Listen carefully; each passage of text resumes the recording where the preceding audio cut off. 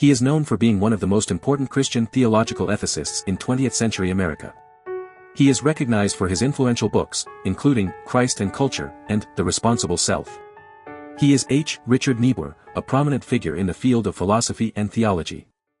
In the realm of Christian theological ethics in 20th-century America, one name stands out as a luminary figure, H. Richard Niebuhr. Born into a family of theologians, Niebuhr's influence on the field cannot be overstated.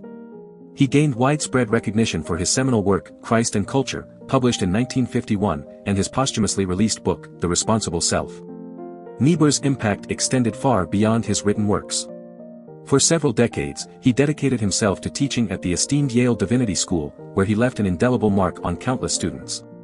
Alongside his brother, Reinhold Niebuhr, Richard became a prominent figure in the neo-Orthodox theological movement that swept through American Protestantism in their era. It is within this context that Niebuhr's philosophy emerged as a cornerstone of post-liberal theology, earning him the distinction of being associated with the Yale School. His teachings resonated with a generation of scholars, including notable figures such as James Gustafson, Stanley Hauerwas, and Gordon Kaufman, who were inspired by his profound insights and ethical framework. Niebuhr's legacy continues to shape the discourse of Christian ethics, leaving an enduring impact on theological scholarship for years to come. H. Richard Niebuhr, a renowned theologian and philosopher, dedicated his life to exploring the complexities of divinity and morality. Born on September 3, 1894, in Wright City, Missouri, Niebuhr was raised in a family deeply rooted in religious traditions. His father, Gustav Niebuhr, was a minister in the Evangelical Synod of North America, shaping young Richard's understanding of faith from an early age. After completing his education at Elmhurst College and Eden Theological Seminary, Niebuhr delved into the world of journalism, working as a reporter in Lincoln, Illinois.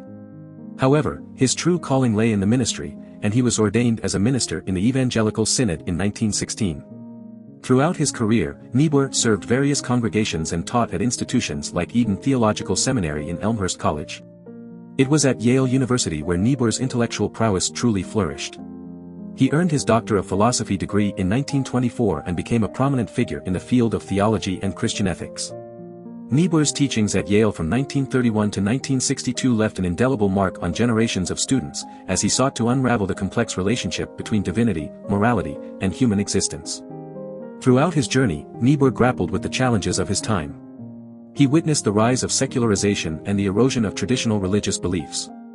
In the face of these changes, Niebuhr recognized the dangers of nihilism, a philosophy that denies any objective meaning or value in life.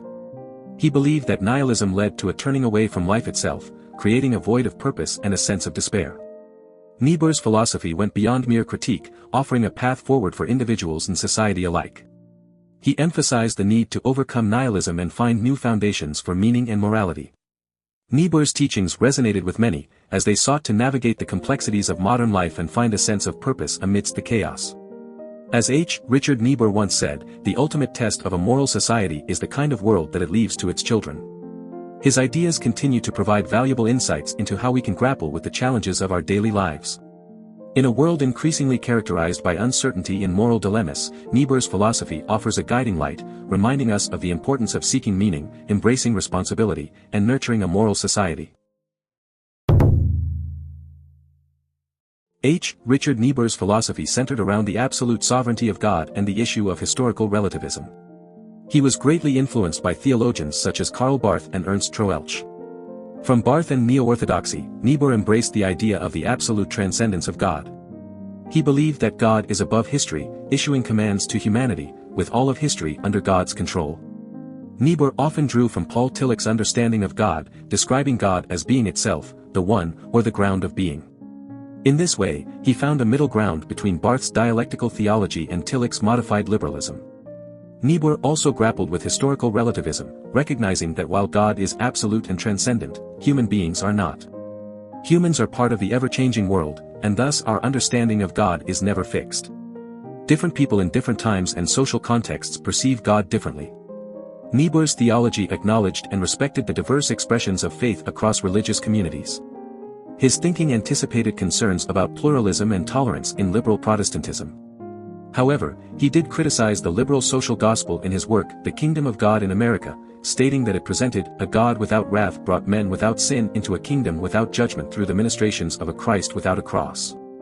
As a Christian ethicist, Niebuhr's primary focus was on how human beings relate to God, to one another, to their communities, and to the world.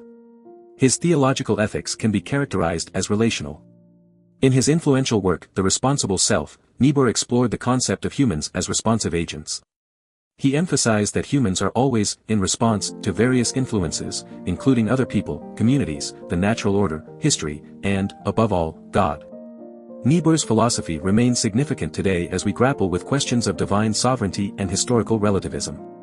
His emphasis on the ever-changing nature of human understanding of God encourages us to approach religious diversity with sensitivity and respect.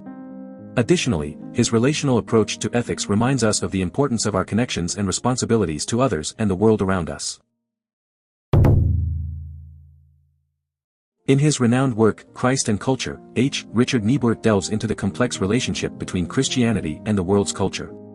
Throughout the book, Niebuhr provides a historical overview of how Christianity has responded to the influences of culture, presenting 5 distinct viewpoints.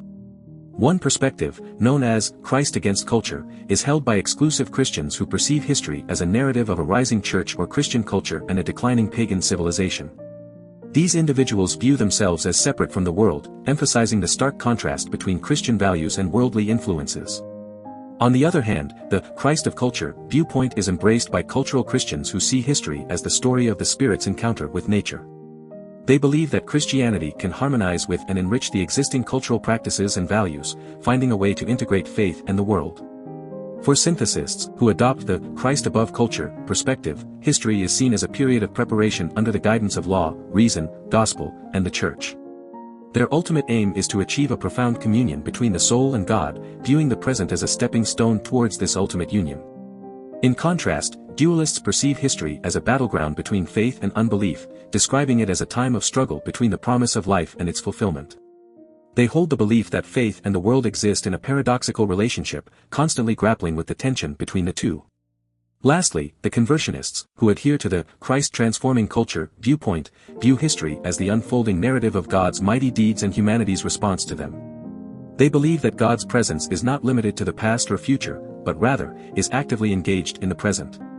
Conversionists are driven by the potential for divine renewal in the here and now, focusing less on preserving what has been given or preparing for future redemption. Through his exploration of these viewpoints, Niebuhr offers insights into how Christians can navigate the complexities of the world's culture in their daily lives. His work encourages individuals to critically examine their own beliefs and values, and to consider the various ways in which Christianity can engage with and be shaped by the broader cultural context. Do you want to explore more philosophers? Who do you want to see featured next? Subscribe and leave a comment below to let me know. I'll see you in the next video.